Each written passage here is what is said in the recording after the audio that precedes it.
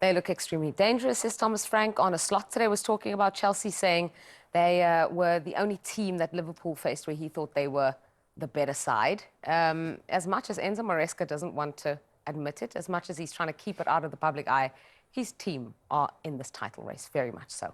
They're 4 points behind, so of course they are. I don't know how long it will last, and we can look again in January and in March and in April, and if by then they're 10, 12, okay, maybe, but if they're still 4 or less, or maybe slightly more, they will be in it. And as long as it lasts, I can't understand why people say, nah, they're not in the title race. They are, very much. They are the second best team in the league. They're the best attack. Yeah. They are the attack that you feel so even more than Liverpool can score any time. They've got a genius in Cole Palmer, and yet they're young, they make mistakes at the back. I think the expected against in the last 5 or 6 games is higher than how many goals they actually conceded, really. So there's still a lot of work to be done more defensively, but of course they're there. I think the thing that's scary is that whereas Cole Palmer used to run the show and they could be accused of being a one-man team, everyone else has stepped up under Maresca. You've got Jadon Sancho scoring in back-to-back Premier League games for the first time. You have Fernandes, who's suddenly adding as well. They've got a lethal-looking bench. Yep. And he has the option of playing a different team in Europe in midweek, where others are, you know, dealing with the fixture schedule. He can play different teams. He can. There was a lot about that in the summer, of course, when they had so many players. I think that's probably the part of the job which I think has been most impressive, is that he's managed to filter through those players and find the ones he does want within the first team environment. They are very young, but at the same time, you know, they're living on that high of this momentum, and that's what his job is as the manager, is to keep them on that high. And when maybe 1 or 2 drop off, he knows he's got the depth to say, don't worry, you know, we can change it. It's still fresh. I can use players, even, you know, the likes of, I think Mudryk was probably a player that you weren't sure how much longer he potentially was going to be there if he wasn't going to start contributing in the goals and the assists. I feel like he's felt like a different player in the last couple of months. Madueke, Jackson, Neto. They've just so many good players that just, exactly, and they've got that nice stability, I think, in the midfield. He's mentioned before, I think, you know, Enzo was struggling, but he mentioned about fitness. That, I think, spurred him on, so now you've got competition in the midfield. It feels a very healthy place at the moment. Yeah, and I think mentally as well, against Spurs, even at 2-0 down, yes, we can say what we want to about Spurs and the way they played and should have managed the game. We'll talk about them later. Yeah. But to come back and to win this game, ultra impressive. Yeah, absolutely. They never panicked, really. And again, we knew that Spurs being so attacking all the time would play into Chelsea's hands as well. But we can't underestimate how difficult it is in the Premier League to be 2-0 down away from home after 15 minutes and go and win the game 4-2.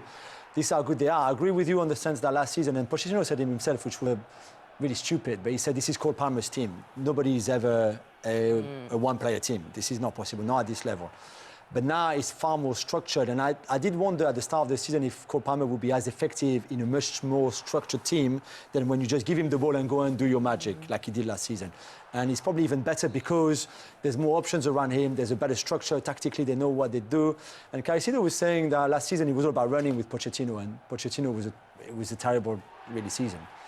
But this season, it was a lot about tactic, a lot about patterns of play, a lot about understanding each other, habits, etc. And that Maresca, for that, was so good. Everything, basically, that Pochettino wasn't last season.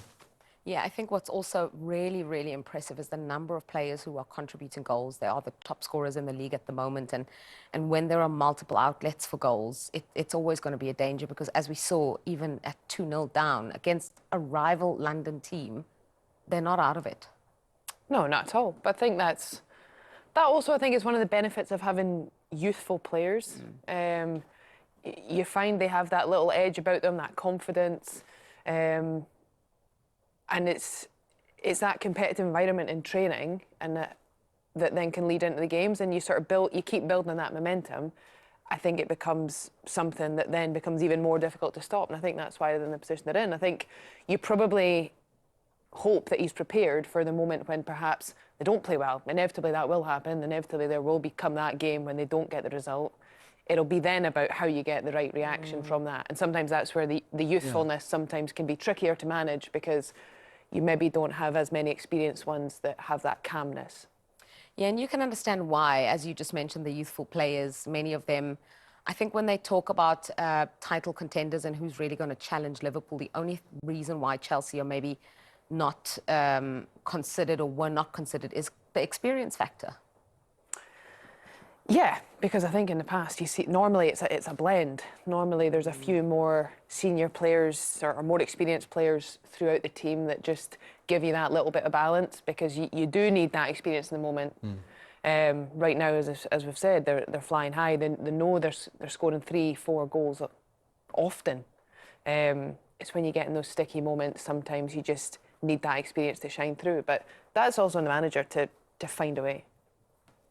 Absolutely. Sorry about that. I just want to talk about Brentford because it's Jekyll and Hyde football for them. Love that term.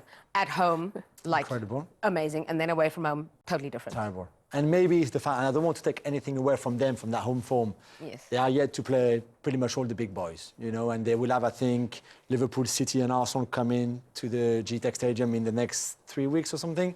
So we'll know a bit better. But you're right, at home, in that stadium, with what they're trying to do, they've been pretty incredible. Wissa and Bomo, even Shadow recently. And away from home, they struggle a bit more, even defensively, under that kind of pressure.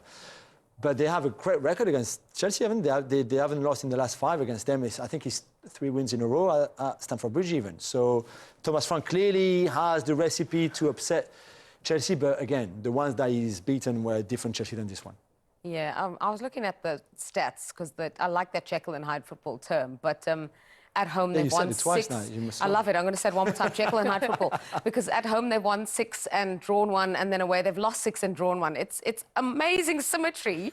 Probably not as impressive for Thomas Frank. It will only last until the weekend, because obviously then, whatever they do... Oh, can't wait for your predictions later then. Obviously led by Johan Wissa and Brian Mbeumo, who 58% of Brentford's goals have been scored by the two of them.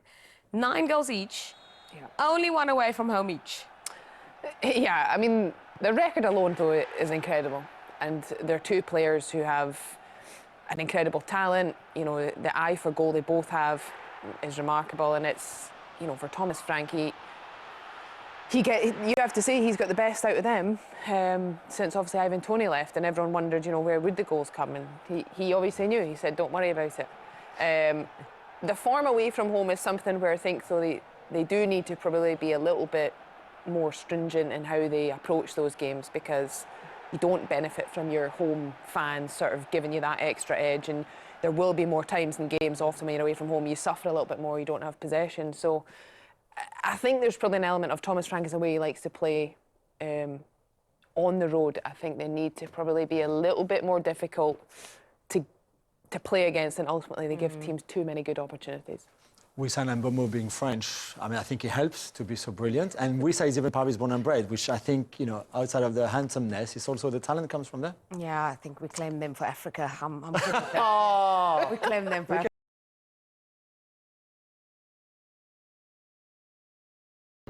Okay, Chelsea will be hosting Brentford on Sunday, and Chelsea at the moment are flying high. Second in the table, 4 points behind Liverpool. They will be playing Brentford, who are very, very poor travellers. Wow, they are crazy, man. Yeah, I think that they are one of the worst teams away from home so far this season in the Premier League, and they are going to be playing Chelsea. But the thing about Chelsea is they play better away from home than at home. So I mean, if you put that into consideration, then you would think maybe Brentford will have a chance. And also, Brentford have not lost at Chelsea in the last 3 games at Stamford Bridge, and then they have not lost at Chelsea against Chelsea in the last 5 games. So if records are anything to go by, they will be hopeful of getting something out of this game. They are always Chelsea's bogey boys, honestly speaking. Each time Chelsea play them, one silly thing or the other always happen. They always find a way to win, and it has become a kind of a seasonal thing right now. So Chelsea will be careful, even though they are in top form, second in the table behind Liverpool, and also highest scoring team in the Premier League right now with 35 goals. So they are in top form. And they will also be in a very high spirit, you know, considering how they came back from 2 goals down to win 4 goals to 3 against Tottenham at Tottenham Hotspur Stadium last Sunday. Amazing game, incredible, crazy football match. And Chelsea will be high on... well, let me talk about Chelsea a little bit in details. Because, you know, this particular game is actually crazy. I mean, talking about Tottenham-Chelsea, it was a crazy football match. Tottenham beating Chelsea 2 goals to nothing within 11 minutes. And then Chelsea had to come back to lead 4 goals to 2 before losing 1 goal in injury time. Now,